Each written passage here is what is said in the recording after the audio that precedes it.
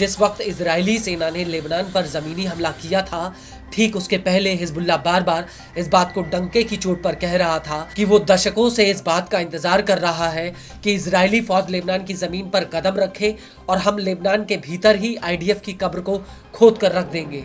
हालांकि लेबनान पर ज़मीनी हमला करने से पहले 27 सितंबर 2024 को आईडीएफ ने बेरूत एयर स्ट्राइक में हिजबुल्लाह प्रमुख हसन नसरल्लाह को ढेर कर दिया और इसके बाद इजरायली फौज ने लेबनान पर ज़मीनी हमला कर दिया था।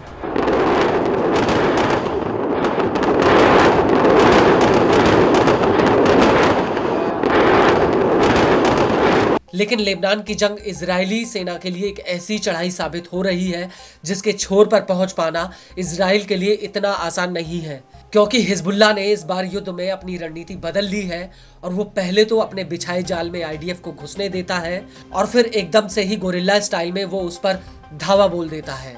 और अब इसी वजह से आईडीएफ को रोजाना लेबनान में भारी जानमाल का नुकसान हो रहा है।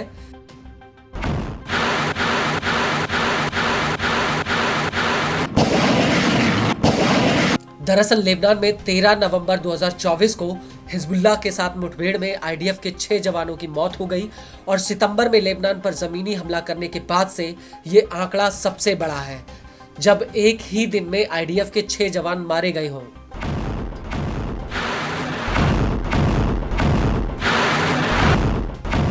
आईडीएफ ने खुद इसकी जानकारी दी है। आईडीएफ का कहना है कि लेबनान की गांवों की दूसरी रेखा को पार करते वक्त ये जवान मारे गए। आईडीएफ के मुताबिक सभी जवान गोलानी ब्रिगेड की 91वीं बटालियन का हिस्सा थे। आईडीएफ का कहना है कि शुरुआती जांच में पता चला है कि इन जवानों की मौत हिजबुल्लाह के लड़ाकों के साथ गोलीबारी में हुई। दक्षिणी लेबनान के गांव की एक बिल्डिंग में हिजबुल्लाह के ये लड़ाके छिपे हुए थे, जिनके ऊपर आईडीएफ ने गोलीबारी की और क्रॉस फायरिंग में ये जवान शहीद हो गए। आईडीएफ का कहना है कि इस गोलीबारी में एक अन्य सैनिक घायल भी हुआ है, जबकि 4 सैनिकों की मौत हो गई। इजरायली सेना के मुताबिक इससे पहले 2 अक्टूबर 2024 को हिजबुल्लाह के साथ जंग में 8 सैनिकों की मौत हो गई थी।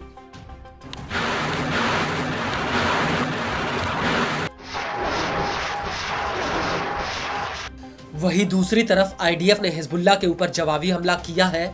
इजरायली जेट्स ने बेरूत के उपनगरीय इलाके में कई हवाई हमले किए।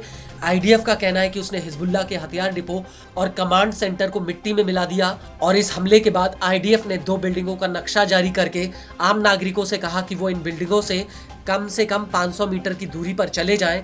आईडीएफ के मुताबिक उसने लेबनान और सीरिया बॉर्डर पर भी एयर स्ट्राइक की है। आईडीएफ का दावा है कि इस रूट का इस्तेमाल हिजबुल्लाह सीरिया के जरिए हथियार मंगाने के लिए करता था। आईडीएफ का ये भी कहना है कि इन रास्तों का इस्तेमाल हिजबुल्लाह की यूनिट 4400 द्वारा ईरान से लेबनान में हथियार मंगाने के लिए किया जाता था।